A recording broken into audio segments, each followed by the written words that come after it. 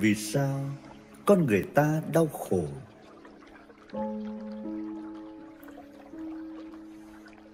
Con người ta luôn than khổ với Phật về sự đau khổ của mình, nhưng chính họ lại không biết được sự khổ đau đó là do chính mình gây ra, do sự tham sân si của mình mà vướng vào bể khổ của cuộc đời.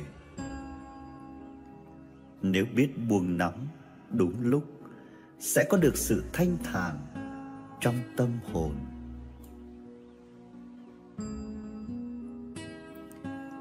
Con người khi đau khổ đâu biết mà quay lại tư vấn chính mình.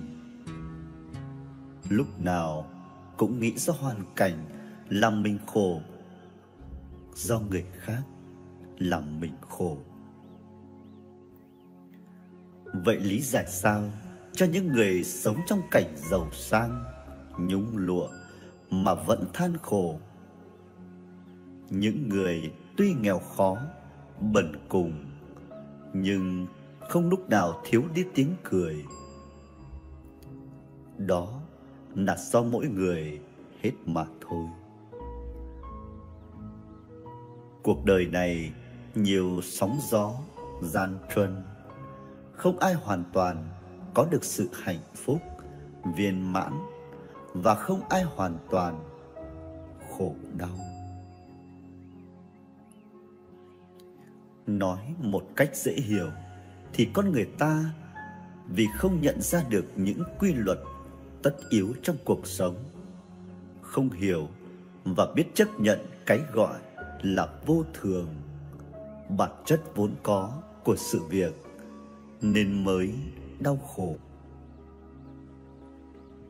Để có thể phân tích sự khổ đau của con người trên thế gian, chúng ta có thể có 6 góc nhìn dưới đây.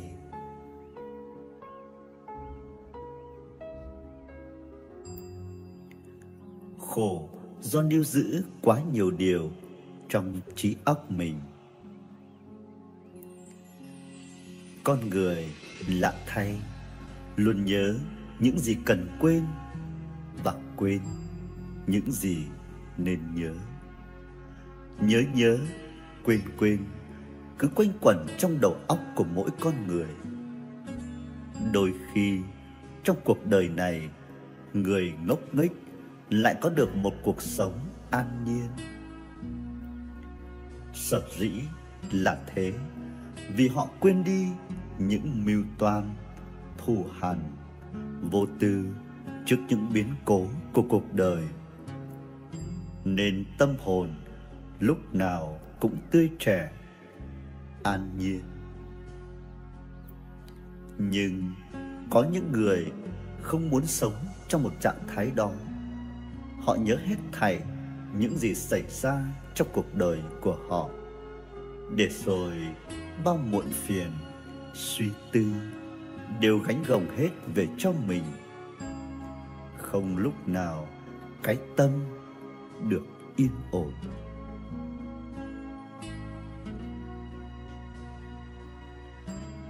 Khổ vì kỳ vọng, truy cầu quá nhiều. Con người nếu như sống trên cuộc đời này không nhận thức được rằng điều gì cũng có hai mặt, sự việc gì cũng luôn biến đổi, thì sẽ khổ đau mãi. Mỗi người cần biết được rằng mọi việc họ kỳ vọng không phải lúc nào cũng được như ý muốn. Có những sự việc không thể vẹn toàn như họ mong đợi, thì mới không bị cuộc sống này đẩy họ vào sự tuyệt vọng và khổ đau. Nên nhớ rằng hôm nay ta than khổ không phải do người khác mang đến cho ta, mà do suy nghĩ, hành vi, lời nói của ta thể hiện hàng ngày chưa đủ để chấp nhận những sự việc đó. Vì thế nên trong đời sống có những sự việc lẽ ra là đơn giản, nhưng lại bị chính ta làm cho phức tạp lên.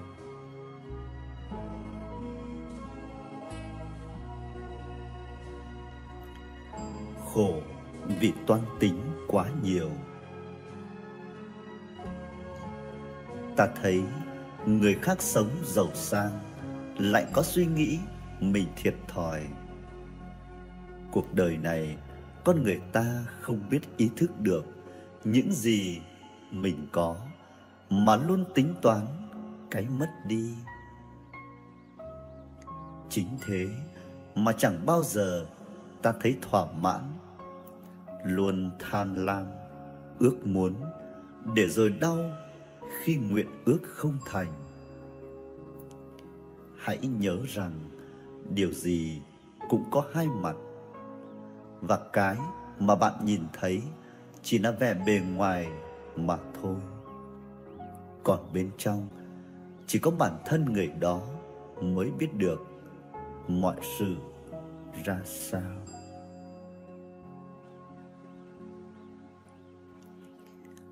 Cái dục vọng trong mỗi con người là quá lớn.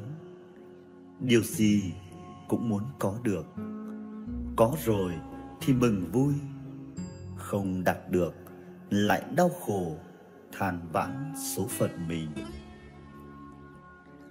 Ai ai cũng truy cầu cái gọi là hoàn mỹ, nhưng có những điều không hoàn mỹ mới là giá trị tốt nhất. Có vấp ngã, có khó khăn, và vượt qua khó khăn, ta mới thấm cái gia vị của cuộc sống, mới thấy ý nghĩa của cuộc đời mình. Vì lúc nào mọi việc cũng êm đềm trôi qua sẽ nhạt nhẽo vô cùng.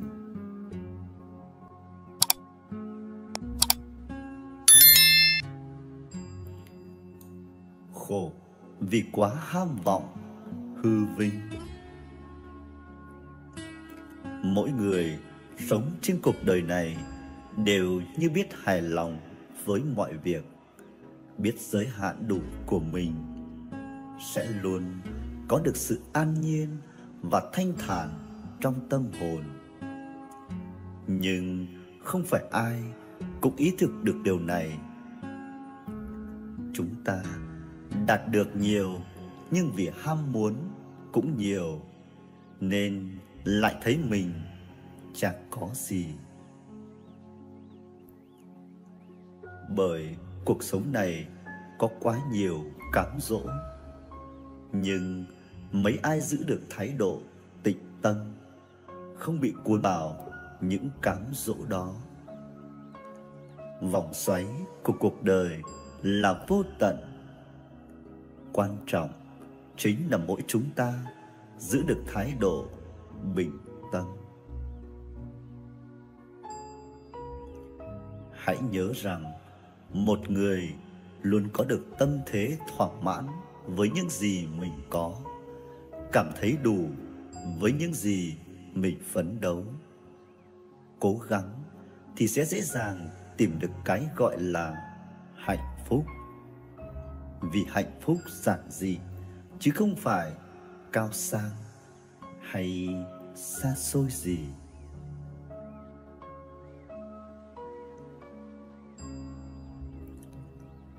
Khổ đau vì đa sầu, đa cầu. Cái thể xác ta mệt còn có thuốc chữa, nghỉ ngơi còn lấy lại được sức lực đã mất đi. Nhưng tâm hồn nếu mệt mỏi thì làm gì có thuốc nào chữa lại được. Ấy vậy mà ai cũng thích đa sầu, đa cảm. Ai cũng thích nghĩ nhiều, kể cả những chuyện không đáng nghĩ. Những cái có thể buông bỏ, ta cũng nghĩ quá nhiều. Vì thế mà tâm hồn lúc nào cũng nặng nề, khổ đau từ đó mà sinh ra. Đây là những nguyên nhân có thể khiến chúng ta khổ đau trong cuộc đời này. Biết được mà tránh, mà rút kinh nghiệm, sẽ không phải chịu sự khổ đau ấy nữa. Hãy nhớ rằng mọi sự tại nhân, vạn sự tùy duyên. Cuộc sống này muôn màu, đủ để mỗi chúng ta có được tự ngộ và tự độ.